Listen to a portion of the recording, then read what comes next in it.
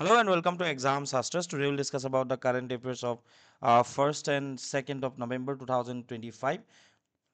Let's start the topic without any further delay. So the first topic is about India Nepal power transmission as agreement.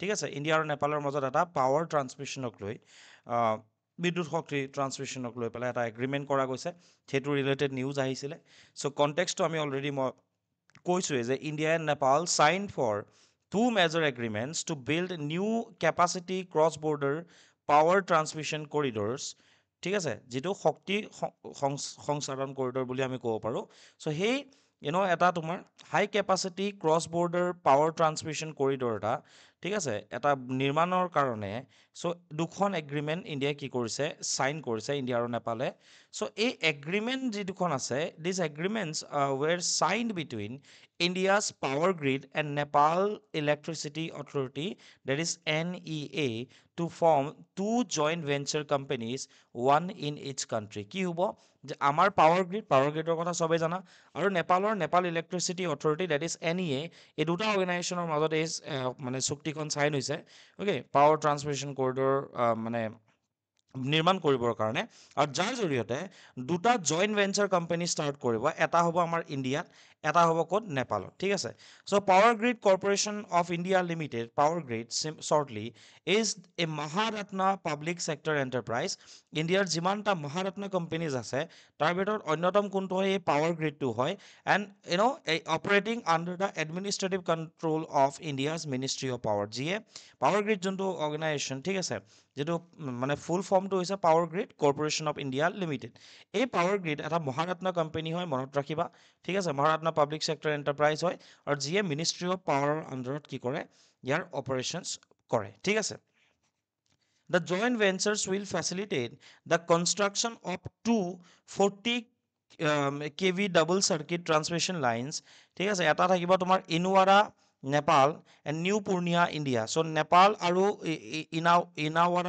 ইনাৰুৱাৰ মাজত এটা transmission line বনোৱা যাব এইটো মনত ৰাখিবা ইণ্ডিয়াৰ Purnia that is Bihar and Inaruwa of Nepal and Lamki that is Dododhara Nepal and Bareilly in India এটা Lamki two বাৰেলি ঠিক আছে LB আৰু এটা থাকিব তোমাৰ ইনাৰুৱা টু পূৰ্ণিয়া IPNLB এই দুটা transmission line double circuit transmission line কি কৰা যাব বনোৱা যাব যিটো 400 কেভিৰ হ'ব অ'কে চ' এইকেইটা ফেকচুৱেল কথাকেইটা যিকেইটা আছে সেইটো কথা মনত ৰাখিবা যে কোনকেইটা কোম্পানীয়ে চাইন কৰিছে অ'কে নেপালৰ কোনফালে ইণ্ডিয়াৰ কোনফালে জইণ্ট এগ্ৰিমেণ্ট দুটাৰ কথা কৈছে জইণ্ট ভেঞ্চাৰ দুটা এখন কাণ্ট্ৰিজত হ'ব আমাৰ পাৱাৰ গ্ৰিডৰ কথা তোমালোকক কৈছোঁ যে মহাৰত্ন কোম্পানী হয় চ' বাকী দুটা transmission line one will start from Inarua of Nepal to Purnia ঠিক আছে and second one will be connecting Lamki of Nepal with Bareilly of India ঠিক আছে now objectives basically to enhance regional energy cooperation ঠিক আছে আঞ্চলিক ভিত্তিত যিটো আমাৰ ছাপ'জ নেপাল হওক ইণ্ডিয়া হওক চ' আঞ্চলিক পৰ্যায়ত এনাৰ্জি কৰ্পৰেশ্যন ইয়াৰ জৰিয়তে বৃদ্ধি হ'ব ট্ৰেড বৃদ্ধি হ'ব তাৰ লগতে ষ্ট্ৰেংথেন গ্ৰিড কানেক্টিভিটি এইটো যিটো গ্ৰিড কানেক্টিভিটি আছে ইলেক্ট্ৰিচিটি সেই গ্ৰিড কানেক্টিভিটিটো কি হ'ব তোমাৰ it will strengthen the grid connectivity and facilitate clean energy exchange আৰু দুয়োখন দেশৰ মাজত কি হ'ব ঠিক আছে ক্লিন এনাৰ্জি এক্সচেঞ্জ কৰা যাব significance this project align with the India Nepal joint vision statement on power sector cooperation 2022 so' power ছেক্টৰত কোঅপাৰেশ্যনৰ কাৰণে ইণ্ডিয়া আৰু নেপালৰ মাজত যিখন India Nepal joint vision statement আছিলে ঠিক আছে সেই ইণ্ডিয়া নেপাল জইণ্ট ভিজন ষ্টেটমেণ্টৰ সৈতে এইটো আচলতে প্ৰজেক্টটো এলাইন কৰিছে on power sector cooperation that was held in 2022 and support shared goals of energy security দুয়োখন দেশৰ মাজত ঠিক আছে এনাৰ্জি সুৰক্ষাৰ কাৰণে চ' এনাৰ্জি ছিকিউৰিটিৰ কাৰণে যি দুয়োখন দেশৰ গ'ল সেই গ'লটো ফুলফিল কৰিবলৈ সক্ষম হ'ব ঠিক আছে Next topic is about International ARIAN Summit 2025. So International ARIAN Summit. So ARIAN means Arjo. I already class out kora hoy. So International ARIAN Summit or related agent to article ahicile. Tar related current affairs to lua goise background khini ami study korim. It Indian like Indian art and culture point of view important or historical perspective or important hoy. So ultimately GS paper GS paper 1 or point of view important hoy. So the International ARIAN Summit 2025 will take place in New Delhi as a part of জ্ঞান Jyoti festival that is জ্ঞান জ্যোতি ফেষ্টিভেলৰ আণ্ডাৰত এই international Aryan summit 2025খন অনুষ্ঠিত হ'ব। The Gyan Jyoti festival, okay, জ্ঞানটো মানে আমাৰ যোনটো অসমীয়াত জ্ঞান হয় এইটো JY লিখে হা, AN লিখে একচুৱেলি, ঠিক আছে, JYAN। The Gyan Jyoti festival also' known as the international Arya Mahasammelan, ঠিক আছে, আন্তঃৰাষ্ট্ৰীয় আৰ্য মহাসন্মিলন, অ'কে। এই জ্ঞান জ্যোতি ফেষ্টিভেল বা আন্তঃৰাষ্ট্ৰীয় আৰ্য মহাসন্মিলন একেই হয়, ঠিক আছে। আৰু ইয়াৰ আণ্ডাৰতে এই আন্তঃৰাষ্ট্ৰীয় যিখন আৰ্য ছামিট হ'ব, ঠিক আছে, ইণ্টাৰনেশ্যনেল আৰিয়ান ছামিট, এই ছামিটখন কৰা যাব। Basically that marks the 200 birth anniversary of Maharshi Dayanand Saraswati and the 158th anniversary of the Arya Samaj. Dayanand সৰস্বতীৰ 200 বছৰীয়া জন্ম জয়ন্তী আৰু আৰ্য সমাজৰ 150 বছৰীয়া জন্ম জয়ন্তীৰ উপলক্ষে আচলতে এই জ্ঞানজ্যোতি ফেষ্টিভেল ভাগ অনুষ্ঠিত কৰা গৈছে আৰু তাৰ আণ্ডাৰতে ইণ্টাৰনেশ্যনেল আৰিয়ান ছামিটখনো অনুষ্ঠিত কৰা যাব, ঠিক আছে। আৰু জ্ঞানজ্যোতি ফেষ্টিভেলৰ আৰু এটা নাম কি হয়, আন্তঃৰাষ্ট্ৰীয় আৰ্য মহাসন্মিলন, ঠিক আছে, ইণ্টাৰনেশ্যনেল আৰিয়ান মহাসন্মিলন। চ' যিহেতু দয়ানন্দ সৰস্বতীৰ কথা ওলাইছে, যিহেতু আৰ্য সমাজৰ কথা ওলাইছে, তো আমাক এক্সাম পইণ্ট অফ ভিউৰ পৰা দয়ানন্দ সৰস্বতীৰ কণ্ট্ৰিবিউশ্যন, আৰ্য সমাজৰ কণ্ট্ৰিবিউশ্যনৰ কথা আমাক লাগিব। চ' প্ৰথমটো চাই লওঁ যে মহাৰ্ষি বা মহৰ্ষি দয়ানন্দ সৰস্বতী কোন আছিলে। তেওঁক মূল শংকৰ বা মূলা শংকৰ বুলিও জনা যায়, ঠিক আছে। He was born as Mool Shankar on February 12, 1824 in Tankara, Gujarat, ঠিক আছে। গুজৰাটত জন্ম হৈছিলে টাংকাৰাত 1824 12 ফেব্ৰুৱাৰীৰ দিনা, ঠিক আছে। 1824 ফেব্ৰুৱাৰীৰ 12 তাৰিখে জন্ম। ভেদিক ৰিভাইভেলিজিমৰ ওপৰত তেওঁ কাম কৰিছিলে, ঠিক আছে। যিটো ভেদিক ফিলচফি আছে, ভেদিক এডুকেশ্যন আছে, বৈদিক যি তোমাৰ শিক্ষা ব্যৱস্থা, সেই শিক্ষা ব্যৱস্থাৰ পুনৰুদ্ধাৰৰ কাৰণে তেওঁ কাম কৰিছিলে। হি founded the Arya Samaj in 1875 and gave the slogan go back to the Vedas or back to the Vedas, ঠিক আছে। নেশ্যনেল ভিজনৰ কথা যদি কওঁ, he was the first to use the term Swaraj in 1876, ঠিক আছে। তো এইখিনি সময়তে আমি জানো যে তোমাৰ যি এইখিনি সময়ত মানে কি, কংগ্ৰেছৰ জন্মৰ আগত আৰু ভাৰতীয় জাতীয় কংগ্ৰেছৰ সেইটো সময়ত তেওঁ এটা কথা কৈছিলে, স্বৰাজৰ যোনটো কনচেপ্ট, সেই স্বৰাজৰ কনচেপ্টটো তেওঁৱেই আচলতে আৰম্ভ কৰিছিলে, তেওঁৱেই দিছিলে। হি also' promoted swadeshi and supported Hindi as a unifying national language. যিটো সময়ত আমাৰ বৰ্তমান সমাজ ব্যৱস্থাত মহাৰাষ্ট্ৰত মাৰাঠী, ঠিক আছে, তোমাৰ কি কয় কৰ্ণাটকাত কানাড়া বা আঞ্চলিক ভাষাৰ ওপৰত বেছি গুৰুত্ব দি এটা এটা খুব অস্থিৰ অৱস্থা এটাই বিৰাজমান কৰিছে। সেই সময়ত আমি তেওঁৰ কথা জানিব লাগিব, মহৰ্ষি দয়ানন্দ সৰস্বতীৰ যি কণ্ট্ৰিবিউশ্যন, ঠিক আছে, to unify all the people through a national language and that was Hindi. তেওঁ হিন্দীক ছাপৰ্ট কৰিছিলে as a unifying national language. তেওঁ কৈছিল যে ৰাষ্ট্ৰীয় ভাষা হিচাপে হিন্দী হ'ব লাগে, যিয়ে মানুহক কি কৰিব, একতাৰ ডোলেৰে বান্ধিব। চ' ছ'চিয়েল ৰিফৰ্মৰ ক্ষেত্ৰত মই অলৰেডি কৈছোঁ, তেওঁ বহুতখিনি ছ'চিয়েল ৰিফৰ্ম বা সামাজিক সংস্কৰণৰ কাৰণে তেওঁ কাম কৰিছিলে। যেনেকৈ he launch the Shuddhi movement to reconvert Hindus who had embraced other religions for revival, ঠিক আছে। যিসকল হিন্দুৱে অন্য ধৰ্ম গ্ৰহণ কৰিছিল, তেওঁলোকক পুনৰ হিন্দু ধৰ্মলৈ ঘূৰাই আনিবৰ কাৰণে, ঠিক আছে, এটা ৰিভাইভেলিষ্ট মুভমেণ্ট বা এটা ৰিকনভাৰ্ট মুভমেণ্ট এটা আৰম্ভ কৰিছিল, যাক কয় শুদ্ধি আন্দোলন, ঠিক আছে, অৰ শুদ্ধি মুভমেণ্ট মানে শুদ্ধ কৰা, শুদ্ধি কৰা। ইণ্টেলেকচুৱেল ৱৰ্কছৰ কথা যদি কওঁ, হিজ মেজৰ ৰাইটিংছ ইনক্লুড মহাযজ্ঞ, ঠিক আছে, বৃদ্ধি, সত্যাৰ্থ প্ৰকাশ, বেদ ভাষ্য, ঠিক আছে, বেদ ভাষ্য ভূমিকা, এনেকুৱা ধৰণৰ যিখিনি তেওঁৰ ইণ্টেলেকচুৱেল ৱৰ্ক, সেইখিনিৰ কথাও ইম্পৰ্টেণ্ট হয় যে সুধি দিয়ে যে কোনখন, এনেকুৱা মেটছ দ্য ফলোয়িং দিলে, ছাপ'জ যদি দি দিয়ে যে বেদা ভাষ্য আৰু বেদ ভাষ্য, ঠিক আছে, কোনে লিখিছিলে, এইফালে যদি দিছে বোলে তোমাৰ দয়ানন্দ সৰস্বতী, তেতিয়াহ'লে তোমালোকে মেটছ দ্য ফলোয়িং কৰিব পাৰা, ঠিক আছে। তো এনেকুৱা বা 3 বা 4 নম্বৰ বুলি দিছে, এইফালে নামকেইটা দিছে, এইফালে তোমাৰ ইণ্টেলেকচুৱেল ৱৰ্ক দিছে। তো তেতিয়া অলপ হেল্প হৈ যায়, মানে এই কথাখিনি আচলতে ফেকচুৱেল ইনফৰ্মেশ্যনখিনি জানিলে, সেয়া লাগে ষ্টেটৰ এক্সামৰ ক্ষেত্ৰতেই হওক নাইবা APSCৰ ক্ষেত্ৰতেই নহওক কেলে, ঠিক আছে। তো এতিয়া এটা বস্তু চাব লাগিব যে দয়ানন্দ সৰস্বতীৰ ইণ্ডিয়ান ছ'চাইটি বা ভাৰতীয় সমাজ ব্যৱস্থাৰ কাৰণে এইটো art and culture Indian society চবৰ কাৰণে ইম্পৰ্টেণ্ট হয় আচলতে, ঠিক আছে। ইভেন হিষ্ট্ৰী পাৰ্চপেক্টিভৰ পৰা ইম্পৰ্টেণ্ট হয়। চ' তিনিখনমান পেপাৰৰ পৰা ইম্পৰ্টেণ্ট হয়। চ' আল্টিমেটলি GS পেপাৰ 1। চ' এই কণ্ট্ৰিবিউশ্যনটোৰ কথা যদি আমি কওঁ যে তেওঁৰ আমাৰ সমাজলৈ অৱদান বা কণ্ট্ৰিবিউশ্যন কি আছিলে, তেতিয়াহ'লে এটা কথা হৈ গ'ল কি, প্ৰমোশ্যন অফ ভেদিক এডুকেশ্যন, ঠিক আছে। promotion of Vedic education. মই এইটো কথা কোৱা নাই দেই, Vedic ritual বুলি কোৱা নাই, Vedic education মানে বৈদিক শিক্ষা তেওঁ কি কৰিছিলে, প্ৰমোশ্যন কৰিছিলে, তেওঁ প্ৰমোট কৰিছিলে। Strong advocate for Vedic education which he believed was essential for the moral and spiritual upliftment. তেওঁ গম পাইছিল যে ধাৰ্মিক দৃষ্টিভংগীৰ পৰা বা নীতিগত দৃষ্টিভংগীৰ পৰা moral or spiritual and moral or spiritual সেই আপলিফমেণ্টৰ কাৰণে সমাজত কি লাগে যে বৈদিক শিক্ষাৰ আমাক প্ৰয়োজনীয়তা আছে, ঠিক আছে, ভেদিক এডুকেশ্যনৰ আমাক প্ৰয়োজনীয়তা আছে বুলি কৈছিলে। সেইকাৰণে তেওঁ কি কৰিছিলে, হি এষ্টাব্লিছ নিউমেৰাছ স্কুলছ এণ্ড গুৰুকুল, যিটো ট্ৰেডিশ্যনেল ভেদিক স্কুলছ আছিলে সেই গুৰুকুল তেওঁ এষ্টাব্লিছ কৰিছিলে। He also' establish the that is Dayanand Anglo Vedic schools that the first school was founded in 1886, Dayanand Anglo-Vedic schools, ঠিক আছে।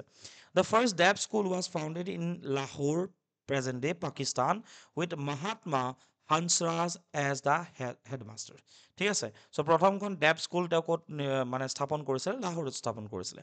ছ'চিয়েল ৰিফৰ্মছৰ কথা যদি, সামাজিক সংস্কৰণৰ কথা যদি কওঁ, ঠিক আছে, এই vocal critic of social injustices such as caste discrimination, ঠিক আছে, জাতিক লৈ পেলাই যি ডিছক্ৰিমিনেশ্যন হয়, ঠিক আছে, আনটাচেবিলিটি, অস্পৃশ্যতা বা এণ্ড দ্য ছাবজুগেশ্যন অফ উইমেন বা মহিলাক দমন কৰাৰ যি এক প্ৰচেছ, যি এক ব্যৱস্থা আছিলে তাৰ প্ৰতি তেওঁ সদায় তাৰ এগেইনষ্টত, তাৰ বিপক্ষে মাত মাতি আহিছিলে। He also' call for abolition of the caste system, তেওঁ কৈছে যে কাষ্ট ছিষ্টেমটো থাকিব নালাগে। চি এগেইন ইয়াতে এটা কথা মন কৰিবা, caste system was a Vedic, like that was based on the Vedic philosophies, ঠিক আছে, ব্ৰাহ্মণ, ক্ষত্ৰিয়, বৈশ্য, শূদ্ৰ, কিন্তু তেওঁ বেদিক ফিলচফিৰ বেদিক এডুকেশ্যনৰ ওপৰতহে গুৰুত্ব দিছিলে, বৈদিক শিক্ষাৰ ওপৰতহে গুৰুত্ব দিছিলে। তেওঁ সেই ৰিচুৱেলছ বা কাষ্ট ডিছক্ৰিমিনেশ্যনৰ কথা তেওঁ কেতিয়াও ছাপৰ্ট কৰা নাছিলে, সেইটো কথা মনত ৰাখিবা। He only emphasised on the Vedic education, not the rituals or other philosophies, ঠিক আছে। He called for abolition of the caste system, advocated for social equality, সামাজিক সমতা স্থাপন কৰাৰ কাৰণে বা যিখিনি পিছপৰা জনজাতি বা জাতি আছে তেওঁলোকৰ উত্থানৰ কাৰণে, আপলিফমেণ্টৰ কাৰণে, and supported the cause of women, যে মহিলাৰ অধিকাৰৰ কাৰণে তেওঁ কি কৰিছিলে, সদায় মাত মাতি আহিছিলে। তাৰ লগতে এখন তেওঁ সভা গঠন কৰিছিলে যাক কোৱা হয় পৰোপকাৰিণী সভা। In 1882 to 83, Dayanand Saraswati founded the Parupkarini Sabha to push and preach his works and Vedic texts, ঠিক আছে। লিটাৰেৰী কণ্ট্ৰিবিউশ্যন মই অলৰেডি ক'লো, সত্যাৰ্থ প্ৰকাশ, সত্য মানে সত্যৰ মানে প্ৰকাশ, right. The light of truth was a critical exposition of the Vedic teachings and a critique of various Hindu practices and rituals. Other books include the Sanskar Vriddhi, ঠিক আছে, বৃদ্ধি, ঠিক আছে, ঋগ্বেদ, ভাষ্যম, এক্সেট্ৰা, ঠিক আছে, চৰি ফৰ দ্য প্ৰনাউন্সিয়েশ্যনছ। নেশ্যনেলিষ্টিক তেওঁ মাইণ্ডছেটৰ আছিলে। He call for the back to the Vedas or go' back to the Vedas, resonates with the India's independence movement, emphasising self reliance and rejecting foreign domination. সেই ফৰেইন ডমিনেশ্যন সেয়ালৈকে ৰিলিজনৰ ক্ষেত্ৰতে হওক বা ভাষাৰ ক্ষেত্ৰত হওক, ঠিক আছে, সংস্কৃতিৰ ক্ষেত্ৰতে নহওক কেলে এজ এ হোল, মূলত তেওঁ কি কৰিছিলে যে গ' বেক টু দ্য ভেদা শ্লোগান দি পেলাই তেওঁ ইণ্ডিয়ান ইণ্ডিপেণ্ডেঞ্চ ষ্ট্ৰাগলটোৰ মানে লগত তেওঁ মানে সেইখিনি সংগতি ৰাখিছিলে, এইটো ৰিজনেট কৰিছিলে। কাৰণ আমিও কি কৰিছিলে, ইণ্ডিয়ান নেশ্যনেল মুভমেণ্টৰো বা ইণ্ডিপেণ্ডেঞ্চ মুভমেণ্টৰ লক্ষ্য কি আছিল, যে ফৰেইন ডমিনেশ্যন আঁতৰাই আমি ছেল্ফ ৰিলায়েন্সৰ কথা ক'ব লাগে। আৰু সেই ক্ষেত্ৰত ধৰ্মৰ দৃষ্টিভংগীৰে তেওঁ কি কৰিছিলে, যে আমি পুনৰ সেই বৈদিক শিক্ষাৰ যুগলে আমি আকৌ ঘূৰি যাব লাগে বুলি তেওঁ সকলোকে আহ্বান জনাইছিলে। চ' আৰ্য সমাজ বা আৰ্য সমাজৰ কথা আহিছে, যিহেতু 150 বছৰ হৈছে, question অহাটোৰ we can expect questions in the next APSC prelims and other state examinations about Arya Samaj or about Dayanand Saraswati. So Arya Samajৰ কথা আমি জানিলো, মই অলৰেডি কৈছোঁ 1875ত আৰ্য সমাজ গঠন কৰা গৈছিলে, and it was established in Bombay as a significant Hindu reform movement, ঠিক আছে, হিন্দু ধৰ্মৰ মানে পুনৰ সংস্কৰণৰ ক্ষেত্ৰত, ঠিক আছে, এটা মুভমেণ্ট হিচাপে 1875 চনত আৰ্য সমাজৰ প্ৰতিষ্ঠা কৰিছিলে। ফিলচফি কি আছিলে, আদৰ্শ কি আছিলে, ইট ৰিজেক্টছ, মন কৰিবা, আইডল ৱৰ্শ্বিপ, ঠিক আছে, অ'কে, আইডল ৱৰ্শ্বিপ বা মূৰ্তি পূজা তেওঁ বিৰোধ কৰিছিলে, যিটো ভেদিক কালচাৰত একচেপ্ট কৰা যায়। যিখিনি ভেদিক ৰিচুৱেলিজিম আছিলে, ৰিচুৱেলছ বা নিয়ম কানুন আছিল, সেইখিনি ৰিজেক্ট কৰিছিলে। কাষ্ট ডিছক্ৰিমিনেশ্যন ৰিজেক্ট কৰিছিলে। Advocating a return to the moral and spiritual principles outlined in the Vedas, কৈছে যে যিখিনি বেদত যিখিনি নীতি শিক্ষাৰ জ্ঞান আছে, মৰেল নলেজেছ বা মৰেলছৰ ওপৰত গুৰুত্ব দিছে বেদত, বা স্পিৰিচুৱেল প্ৰিন্সিপল যোনখিনি আছিলে, ধাৰ্মিক যিখিনি আদৰ্শ আছে, সেইখিনিহে তেওঁ কৈছে যে সেইখিনি আমি ল'ব লাগে, ঠিক আছে, যে কাষ্ট ডিছক্ৰিমিনেশ্যন আমি কৰিব নালাগে। বেদত যদিও কাষ্টৰ কথা আছে, কাষ্ট ডিছক্ৰিমিনেশ্যনৰ কথা নাইতো। ঠিক আছে, ৰিচুৱেলছৰ কথা, ৰিচুৱেলিজিম, আইডল ৱৰ্শ্বিপ আমি নকৰিলেও হৈ যায় বুলি কৈছিল। আইডল ৱৰ্শ্বিপ কৰিব নালাগে বুলি কৈছিল তেওঁ। ঠিক আছে, তো অলপ শ্ৰীমন্ত শংকৰদেৱৰ লগতো ক'ৰবাত এলাইন কৰে, যদিও শ্ৰীমন্ত শংকৰদেৱা বহুত আগতেই আছিলে মানে দয়ানন্দ সৰস্বতীতকৈ। জাষ্ট কথাটো কৈছোঁ। ছ'চিয়েল ৰিফৰ্মছৰ ক্ষেত্ৰত মই অলৰেডি বহুতখিনি কৈছোঁ। দ্য সমাজ, এই আৰ্য সমাজো দ্য সমাজ লেড কেম্পেইনছ এগেইনষ্ট আনটাচেবিলিটি, অস্পৃশ্যতাৰ এগেইনষ্টত কি কৰিছিলে, বেলেগ বেলেগ কেম্পেইন চলাইছিলে। ঠিক আছে, তোমাৰ মানে চাইল্ড মেৰেজৰ এগেইনষ্টত চলাইছিলে, ৰিমেৰেজৰ ওপৰত, ৰিমেৰেজ প্ৰমোট কৰিছিল। কাৰণ আমাৰ ইয়াতে কি আছিলে, সতীদাহ প্ৰথা আছে। যদি হাজবেণ্ডজনৰ মৃত্যু হয় তেনেহ'লে কি হ'ব, ৱাইফগৰাকীও কি কৰিব লাগিব, নিজকে জা দিব লাগিব। চ' এই যোনটো প্ৰথা, এইটো কেতিয়া আঁতৰিব, যেতিয়া মহিলাগৰাকীক পুনৰ বিবাহৰ কাৰণে মানে উপযোগী বুলি ভবা যাব। চ' ৰিমেৰেজ, ঠিক আছে, বিশেষকৈ যিখিনি আমাৰ কয় বিধৱা মহিলা, তেওঁলোকৰ পুনৰ বিবাহৰ কাৰণে, বিধৱা মহিলাসকলৰ পুনৰ বিবাহৰ কাৰণে কি কৰিছিলে, তেওঁ মাত মাতিছিলে।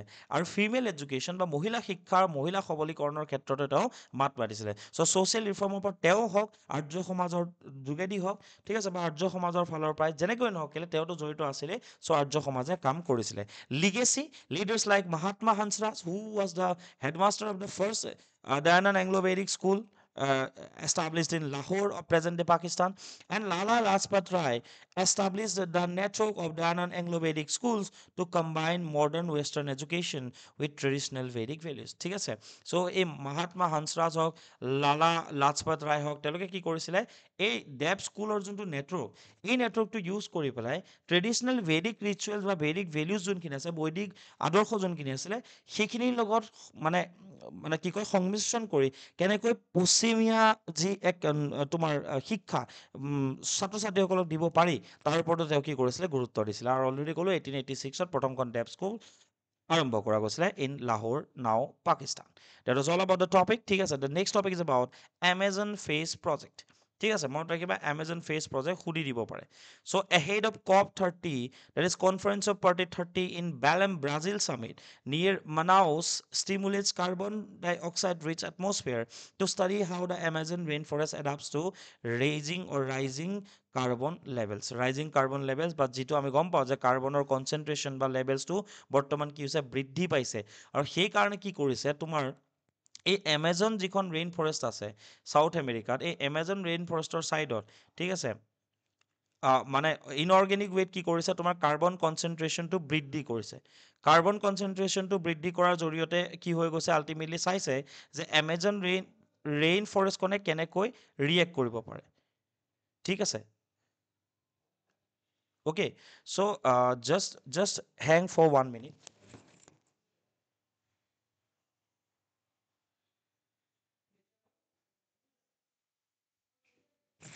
Okay, so এতিয়া কথাটো হৈ গ'ল কি, মই অলৰেডি কৈছোঁ যে ফেচ প্ৰজেক্ট যোনটো আছে, মানে কেছটো এনেকুৱা যে এতিয়া যিটো মাত্ৰাত বৃদ্ধি পাইছে, হয়তো 40-50 বছৰ বা 100 বছৰ পাছত আৰু কাৰ্বন ডাই অক্সাইডৰ কনচেনট্ৰেশ্যন বেছি বাঢ়িব, ৰাইট। চ' যদি বৃদ্ধি পায়, তেতিয়া এমেজনৰ নিচিনা এটা অঞ্চল য'ত ইমান ৰেইন ফৰেষ্ট আছে, ইমান চিৰসেউজ অভয়াৰণ্যৰে ভৰপূৰ এটা অঞ্চলত, সেই এমেজন ৰেইন ফৰেষ্টখনে কেনেকৈ সেই ক্লাইমেট চেঞ্জ বা কাৰ্বন কনচেনট্ৰেশ্যন বাঢ়িব, সেই ক্ষেত্ৰত কি ৰিয়েক্ট কৰিব ইন দ্য নিয়াৰ ফিউচাৰ, সেইটো এতিয়াই কি কৰিছে, টেষ্ট কৰিছে through the Amazon face project. I hope তোমালোকে বুজি পাইছা। এতিয়া যোনটো লেভেলত আছে তাতকে মানে কি কৰিছে, মানে ইনঅৰ্গেনিকেলি কি কৰিছে, বঢ়াই দিছে। কাৰ্বন ডাই অক্সাইডটো বঢ়াই পেলাই চাইছে যে কেনেকৈ এমেজন ফৰেষ্টে ৰিয়েক্ট কৰিব। So' about Amazon face project, it is a field experiment, ক্ষেত্ৰ অধ্যয়ন হয়, that exposes mature tropical trees to projected future carbon dioxide concentration in an old growth Amazon forest stand located near Manaus, Brazil. This is the first experiment in a natural forest of this side in the tropics. ক্ৰান্তীয় অঞ্চলত ইমান এখন বিশাল চিৰসেউজ অভয়াৰণ্যত মানে অভয়াৰণ্যত কৰা এইটো প্ৰথমটো ক্ষেত্ৰ অধ্যয়ন হয়, ফাৰ্ষ্ট এক্সপেৰিমেণ্ট হয়। ঠিক আছে, এইটো চাবৰ কাৰণে যে ইন ফিউচাৰ এমেজনে কি ধৰণে ৰিয়েক্ট কৰিব যদিহে কাৰ্বন ডাই অক্সাইড বাঢ়িছে। টেকন'লজি ইয়াতে কোনটো ইউজ কৰা গৈছে, ফেচ টেকন'লজি ইউজ কৰা গৈছে, that is free air carbon dioxide enrichment. Free air carbon dioxide, free air carbon dioxide, free air carbon dioxide enrichment, that is face technology use কৰিছে to increase understanding of the functioning of the world's largest tropical forest in the light of the climate change. That is supported by, the project is being supported by Brazil's federal government and the United Kingdom. So UK এইটো মনত ৰাখিবা, Brazil চৰকাৰ আৰু UK চৰকাৰ, ঠিক আছে, United কিংডমে কি কৰিছে, এই প্ৰজেক্টটো ছাপোৰ্ট কৰিছে। মানে কেছটো হৈ গ'ল কি যে ইন ফিউচাৰ যদি বাঢ়ি যায় তেতিয়া কেনেকৈ ৰিয়েক্ট কৰিব এতিয়াই চাই লৈছে। So' that is call Amazon FACE product which is important from GS paper GS paper 3 environment point of view. Next, Assam police STF special task force wins national award for operation Praghat. ঠিক আছে, operation প্ৰঘাত বুলি এটা operation Assam পুলিচৰ STF কৰিছিলে, আৰু তাৰ বাবে ৰাষ্ট্ৰীয় পুৰস্কাৰ পাবলৈ সেই STF বা স্পেচিয়েল টাস্ক ফ'ৰ্চ বা স্পেচিয়েল টাস্ক ফ'ৰ্চে সেই ৰাষ্ট্ৰীয় পুৰস্কাৰ পাবলৈ সক্ষম হৈছে। ঠিক আছে, the STF of Assam has been awarded with the কেন্দ্ৰীয় গৃহমন্ত্ৰী দক্ষতা পদক 2025। ঠিক আছে, কেন্দ্ৰীয় গৃহমন্ত্ৰী দক্ষতা পদক বা দক্ষতা পদক 2025 in the special operation category কোনটো, স্পেচিয়েল অপাৰেশ্যন কেটেগৰী, আৰু এৱাৰ্ডটো কোনটো, বঁটাটো কোনটো হয়, কেন্দ্ৰীয় গৃহমন্ত্ৰী, অসমীয়াত দক্ষতা পদক। ঠিক আছে, কেন্দ্ৰীয় গৃহমন্ত্ৰী দক্ষতা পদক, ওকে, এণ্ড ইন হিন্দী কেন্দ্ৰীয় গৃহমন্ত্ৰী দক্ষতা পদক। আল্টিমেটলি একেই হয়, হিন্দী অসমীয়া হওক, কেন্দ্ৰীয় গৃহমন্ত্ৰী দক্ষতা পদক 2025 লাভ কৰিবলৈ কোনে সক্ষম হৈছে, আছাম পুলিচৰ STF স্পেচিয়েল টাস্ক ফ'ৰ্চে লাভ কৰিবলৈ সক্ষম হৈছে।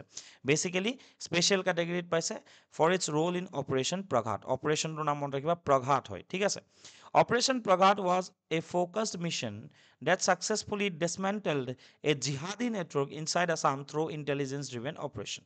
তো জিহাদী নেটৱৰ্ক এটা অসমত বহুত দিনৰ আগৰ পৰা কি হৈছিলে, ইয়াতে চলি আহিছিলে, সেই গোটেই নেটৱৰ্কটোক ডিছমেণ্টেল কৰিবলৈ সক্ষম হোৱাৰ কাৰণে সেই অপাৰেশ্যন প্ৰঘাত বুলি এটা অপাৰেশ্যন লঞ্চ কৰিছিলে, আৰু যাৰ কাৰণে that became successful and for which Assam Police STF wins the কেন্দ্ৰীয় গৃহমন্ত্ৰী দক্ষতা পদক of 2025.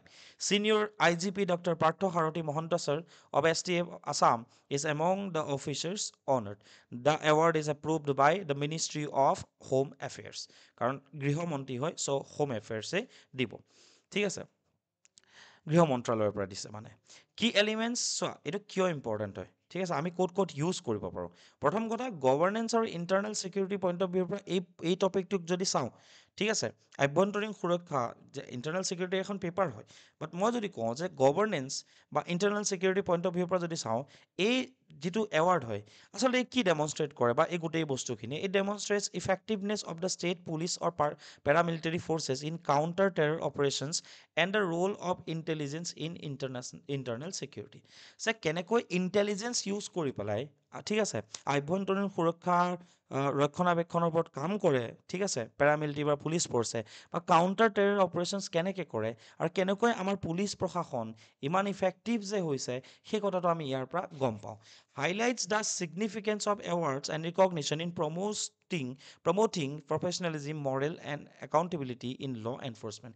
এই যে এৱাৰ্ড পালে, এই এৱাৰ্ডবিলাকে কি কৰে, আৰু বেছি মটিভেট কৰে, আৰু প্ৰফেচনেলিজিম কি কৰে, প্ৰমোট কৰে, বা মৰেল ভেলিউজ ইনকালকেট কৰে among the police personnels to do better for the people. ঠিক আছে, in the law enforcement sector. So' এৱাৰ্ডৰ জৰিয়তে তেওঁলোকে কি হয়, যদি এৱাৰ্ড পায় তেওঁলোকে আৰু বেছি মটিভেট হ'ব, আৰু বেছি ভাল কাম কৰিব।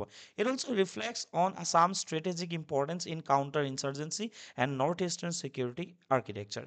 Ethical dimension এটাও আছে, যে it raises themes of professional integrity.